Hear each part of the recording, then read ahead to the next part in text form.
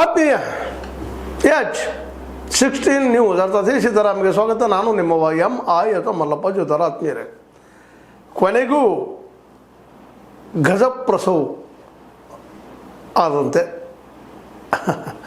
ನಮ್ಮ SIT ಧರ್ಮಸ್ಥಳದ್ದು 7,005 ಪುಟಗಳು ವರದಿ ಸಲ್ಲಿಸಿದ ನ್ಯಾಯಾಲಯಕ್ಕೆ, ಬೆಳ್ತಂಗಡಿ ನ್ಯಾಯಾಲಯಕ್ಕೆ ಸಲ್ಲಿಸಿದ. ಆದರೆ ಈ ಪೂರ್ವದಲ್ಲೇ 2025 ಮೇ 20ರಂದು ಕೊಟ್ಟಂಥ 215 ಸೆಕ್ಷನ್ ಪ್ರಕಾರ 3,923 ಪುಟದೊಂದು ವರದಿ ಕೊಟ್ಟಿತ್ತು. ಅದರಲ್ಲೇ ಚಿನ್ನಯ್ಯ, ಮಹೇಶ್ ಶೆಟ್ಟಿ, ಜಮರೋಡಿ, ಗಿರೀಶ್ ಮಟ್ಟಣ್ಣವರು, ಜಯಂತಿ, ಬಿಡಲಗೌಡ, ಸುಜಾತ ಭಟ್ ಇವ್ರ ಮೇಲೆ ವರದಿ ನೀಡಿ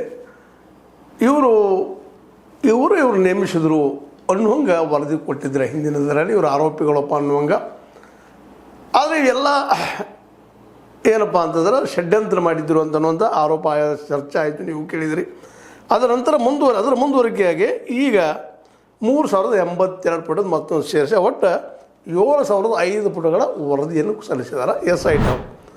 ಅಂದ್ರೆ ಇದು ಹೆಚ್ಚು ಕಡಿಮೆ ಚಿನ್ನಯ್ಯ ಅಥವಾ ಅಂದಿನ ಭೀಮಾ ಇವರ ಏನು ಬಂದ ಸ್ಟೇಜ್ಗೆ ಎಂಟ್ರಿ ಆದ ಈ ಧರ್ಮಸ್ಥಳದಲ್ಲಿ ಅಲ್ಲಿಂದ ಇಲ್ಲಿವರೆಗೆ ಏರಲ್ಲಿಯ ಮೂಳೆಗಳು, ತಲೆಬುರುಡೆಗಳು ಅಥವಾ ಇನ್ನುಳಿದ ಪಾರ್ಟ್ಸ್ಗಳು ಸಿಕ್ಕುವ ಅದ್ರ ಮೇಲೆ ಇವರು ವರದಿ ಕೊಟ್ಟಿದ್ದಾರೆ.